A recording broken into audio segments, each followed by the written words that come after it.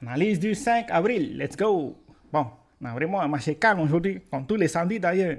Mais ce qui est intéressant, c'est qu'on est dans une forme de consolidation, hein, pour le moment.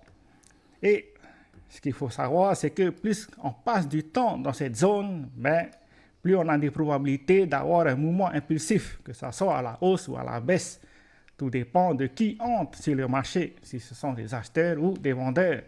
Mais pour le moment, si on compare par rapport au plus bas qu'on a eu le 3 c'était jeudi.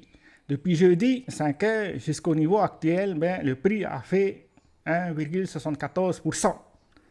Pendant ce temps, les contrats ont fait 0,95%.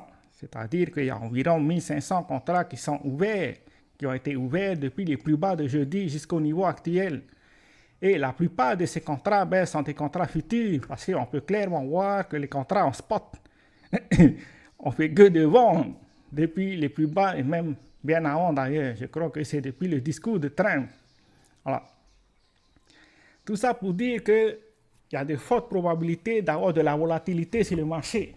Parce que il suffit que les contrats futurs décident de vendre pour avoir de la confluence avec les contrats en spot. Et à partir de là, on pourrait avoir un fort scénario baissier à court terme.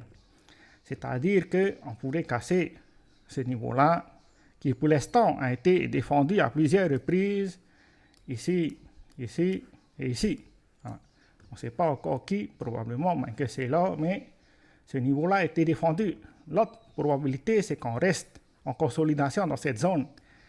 Et plus on passe du temps à consolider dans cette zone, que ça sort à la hausse ou à la baisse, c'est-à-dire en range, ben plus on a des probabilités d'avoir un mouvement impulsif, que ça soit à la hausse ou à la baisse, bien sûr.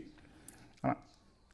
L'invalidation de notre scénario baissier, c'est la cassure de notre order bloc qui se trouve à ce niveau-là, qu'on a marqué hier, avant d'aller chercher la liquidité qui se trouve au-dessus, c'est-à-dire à ce niveau-là.